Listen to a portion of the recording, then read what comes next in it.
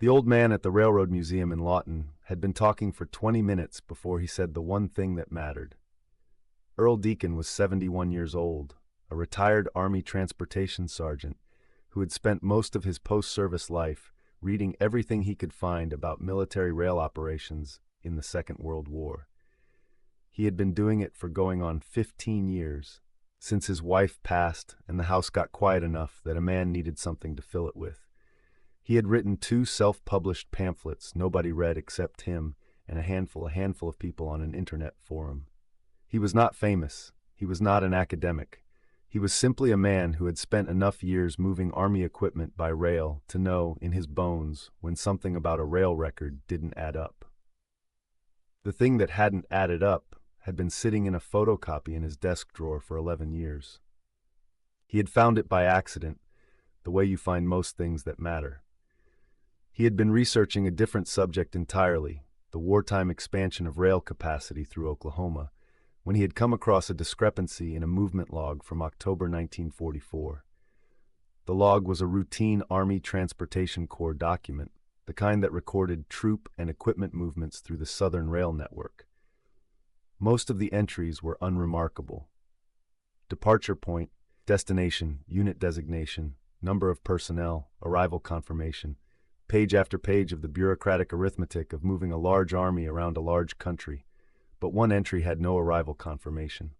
Train movement 7 Able, October 14, 1944. Departure, Camp Gruber, Oklahoma. Destination, Fort Sill, Oklahoma. Personnel, 212 enlisted men, 7 officers. Unit, elements of the 89th Infantry Division, rotation for advanced training. No arrival at Fort Sill was ever logged. Earl had looked at that entry a long time the first time he saw it. He had told himself it was a clerical error, lost paperwork, the kind of administrative gap that a war produces in abundance. He had made a note of it and moved on.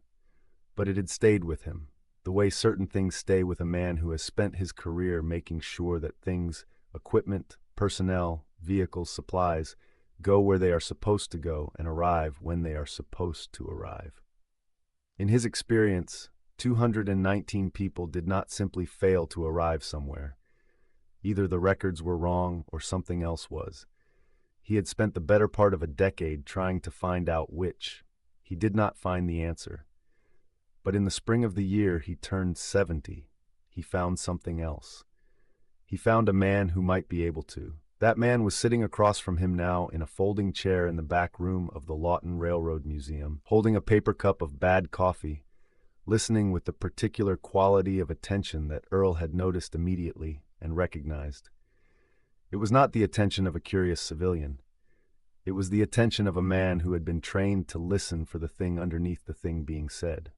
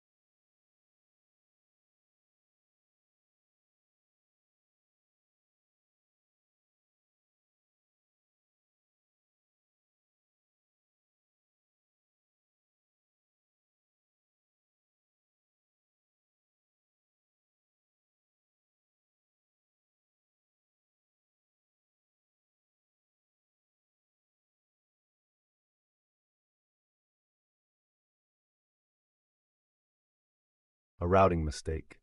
But I never believed that. Nobody who saw what I saw on that train believed that. Raymond had leaned close and asked what he had seen. Douglas had closed his eyes. He had said only one more thing before he fell asleep, and the moment passed, and they never spoke of it again. He said, "Men who were not soldiers." Raymond had carried that for 14 years before he walked into the Lawton Railroad Museum and sat down across from Earl Deacon. The two of them regarded each other across the folding table. Earl refilled his own coffee from a thermos.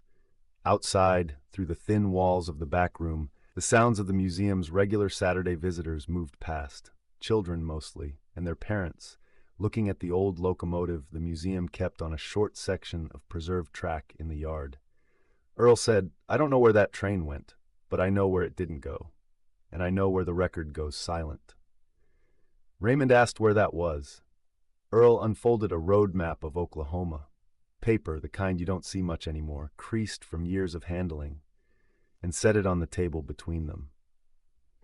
He pointed to a location in the southeastern part of the state, a place called Kiamichi Junction, a former rail junction that had served the Ouachita Mountain region since the 1890s and had been substantially expanded during the war years to handle military freight moving through the southern corridor.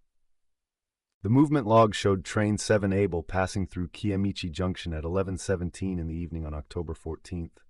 That was the last position fix in the official record. After that point, no further entries, no diversion logged, no emergency reported, no arrival recorded anywhere. 219 men had passed through Kiamichi Junction on a train that night and had not appeared again in the official record until they were listed as having reported to Fort Sill 5 days later, days after they should have arrived, with no explanation given for the delay. Raymond looked at the map for a long time. Then he asked Earl what was at Kiamichi Junction in October 1944.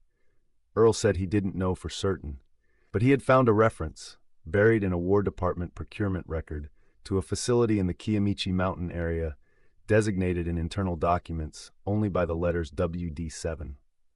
The procurement record listed construction materials and provisions consistent with a temporary installation, food for a large number of people, medical supplies, fuel. The record was dated September 1944, 1 month before Train 7 Able passed through the junction. Whatever WD7 was, it had been built 1 month before a troop train full of 89th Division soldiers disappeared from the official record for 5 days. Raymond drove home to Chickasha that evening, thinking about his uncle's words. Men who were not soldiers. He sat at his kitchen table with a yellow legal pad and wrote down everything Douglas had told him, which was not much, and everything Earl had told him, which was more than he expected. He was a man who had spent his career organizing information into patterns. He was good at it. It was the kind of skill that does not leave you when you take off the uniform. He wrote down what he knew. Then he wrote down what he didn't know. The second column was longer, which was normal. The second column was always longer at the beginning. He drove to the Oklahoma State Archives in Oklahoma City the following Tuesday. He spent 6 hours there, working through wartime federal records on microfilm and in the digitized document collections the archives had been building for the past decade. He was looking for anything connected to a War Department facility designated WD7, or to any installation in the Kiamichi Mountain region during 1943 or 1944. He found 2 things. The first was a reference in a 1944 War Department internal memo to a program designated Temporary Stabilization Housing, Southeastern Region. The memo was administrative. It concerned the procurement of lumber and corrugated steel roofing, and it listed several facility designations, including, in one line, WD7, Kiamichi County, Oklahoma. Purpose, temporary residential stabilization. Anticipated duration, indefinite, pending resolution. Residential stabilization. Raymond wrote those words on his legal pad and underlined them. The second item was harder to find and took him most of the afternoon. It was a brief entry in a county clerk's record from Kiamichi County, dated November 1944, describing a land use authorization granted to the War Department for a parcel of approximately 60 acres in the Kiamichi Mountain foothills east of a small community called Tuskahoma. The authorization was for a period not to exceed the duration of the national emergency. It had been quietly allowed to expire in 1946, with no recorded remediation or formal closure. Raymond drove the 2 hours back to Chickasha thinking about the word residential. Military facilities were not generally described as residential. They were described by function. training, logistics, communications, medical, supply. Residential was a word that described a place where people lived, not soldiers. People. He called Earl that evening and told him what he had found. Earl was quiet for a moment. Then he said, "Men who were not soldiers." Raymond said, "That's right." They decided to drive down to Kiamichi County together. The Kiamichi Mountains occupy the far southeastern corner of Oklahoma, a region most of the state has largely forgotten exists. Old and low and heavily forested, pine and hardwood in the hollows, scrub oak and cedar on the ridgelines. The roads are winding and in places poorly maintained. Small communities sit at intervals along the creek bottoms, some with proper names on the highway signs, others simply clusters of houses and a church. Tuskahoma was one of the named ones, a small Choctaw community whose population had been declining since before the war. Raymond and Earl arrived on a Thursday morning in late April, the air warm and not yet heavy with summer humidity. They stopped at the combination general store and post office, and Earl bought 2 bottles of water while Raymond talked to the woman behind the counter. Her name was Anita Colbert. She was in her late 60s and had lived in Tuskahoma her entire life, and had the kind of calm, direct manner that small community people often develop when they are accustomed to strangers passing through with questions. She listened to Raymond's explanation. An old military facility, wartime, somewhere east of town, without expression. Then she said, "You mean the settlement?" Raymond and Earl looked at each other. Raymond said, "Tell me about the settlement." Anita said she didn't know a great deal. It had been gone before she was born. But her grandmother had spoken of it. A group of people brought in during the war and housed in buildings up on the eastern ridge. Her grandmother had said they were not American, that they had come from somewhere else, that the army had brought them, and the army had eventually taken them away, and the community had been told officially nothing about who they were or why they were there. She said her grandmother had called them the quiet people, because they did not come into town, and when you saw them on the road, they did not speak. Not out of unfriendliness, her grandmother said. They simply seemed to understand that they were not supposed to be seen. Raymond asked if she knew where the buildings had been. Anita told him to drive east on the county road until he crossed the Second Creek Bridge, and then look for a dirt track going north up the ridge. She said she had driven past it once years ago, and there were still some structures standing, but she had never gone up herself. The dirt track was there, exactly as she described it. Raymond's truck managed the grade without difficulty. The road was rough but passable, the kind of surface that gets driven twice a year at most. They climbed through hardwood forest for about 1.25 miles before the trees opened into a clearing on the south-facing slope of the ridge. 4 buildings stood in the clearing. 3 of them were in poor condition. Walls standing but roofs gone, the interiors exposed to decades of weather, the floors returned to earth. But the 4th building, the largest, was substantially intact.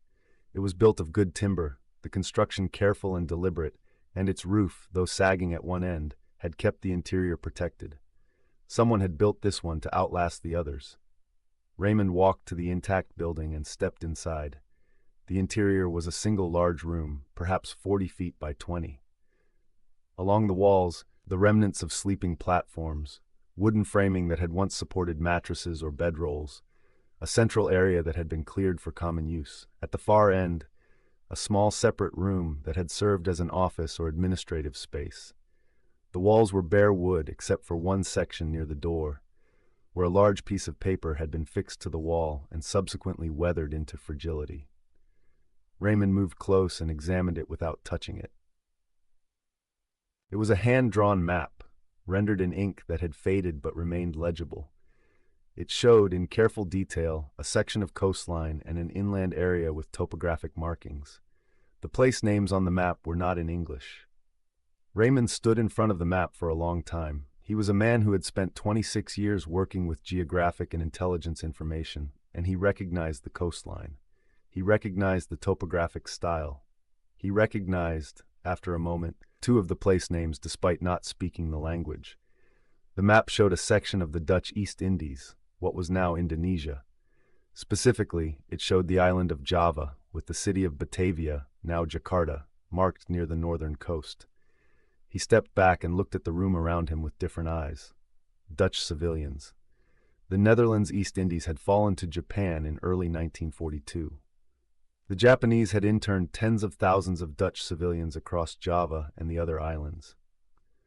As the war progressed and Allied forces began the long campaign back through the Pacific, some had been evacuated, some had come to the United States, some apparently had been quietly housed in the Kiamichi Mountains of Oklahoma. He understood now why the Army had described the facility as residential. Because it was. Displaced civilians who had survived Japanese internment and arrived in the United States with nowhere to go. The Army had housed them, had used a troop train, Train 7 Able, diverted from Fort Sill, to transport them to this quiet place in the Oklahoma mountains while the war continued, and the question of what would happen to them remained unresolved. Men who were not soldiers. Douglas Greer had looked out the window of that train and seen civilians. Families, perhaps. Men and women who did not wear uniforms and who looked at the passing American countryside with the expressions of people who had been through something that Raymond could only try to imagine. Earl had come inside and was standing beside him, looking at the map. Raymond explained what he was seeing. Earl listened without interrupting. When Raymond finished, Earl was quiet for a while. Then Earl said, "So the train wasn't lost, it was used." Raymond said, "They diverted it because they needed the capacity." 219 soldiers could provide security and logistics for moving a large civilian group. And a train full of infantry moving through the night doesn't raise the same questions as a convoy of civilian vehicles. Earl said, "And then they swore the men to silence." Raymond said, "Or simply relied on the culture of the time. Wartime security. You didn't discuss military operations." Most of those men probably went to their graves thinking it was simply not their story to tell. He thought about Douglas Greer, a man who had farmed and raised children and gone to church and carried that train ride in the back of his memory for 65 years, who had understood, without being told explicitly, that what he had seen was private. That those people on the platform at whatever station they had stopped, tired, thin, blinking in the Oklahoma night air, deserved to arrive in peace without becoming a story someone told at a bar. He had kept the secret. And at the very end of his life, in a hospital room, he had told it to the one person he trusted to know what to do with it. Raymond and Earl spent 2 more hours documenting the site. Raymond photographed everything: the map, the building construction, the layout of the clearing, the remnants of the other structures. He measured the main building and noted the construction style and materials. He found in the small office room at the far end a partial inventory list tacked to a wooden peg. Supplies, quantities, dates. The dates ran from October 1944 through March 1945. The inventory included food items, bedding, medical supplies, and, listed near the bottom, school materials. Pencils, paper, reading primers, children. There had been children here. Raymond drove back to Chickasha that evening with his photographs and his notes, and a feeling he had not anticipated. Not the satisfaction of solving a puzzle, though that was present, but something quieter. He thought about those families in the Oklahoma mountains in the winter of 1944. He thought about what they had survived to arrive there. He thought about his Uncle Douglas, 20 years old, watching from a train window, and what it meant to witness something and choose, out of decency, to carry it quietly. The research that followed took Raymond 8 months.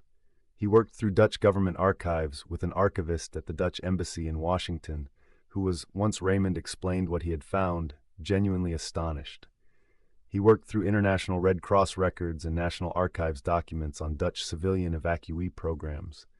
He found, eventually, a partial roster, not complete. Some records lost in the post-war confusion of handling tens of thousands of displaced Dutch civilians across multiple continents, but enough to establish that approximately 140 Dutch civilian internees, survivors of Japanese prison camps on Java, had been temporarily housed in southeastern Oklahoma from October 1944 through the spring of 1945 under a War Department program that had never been formally named in any public document.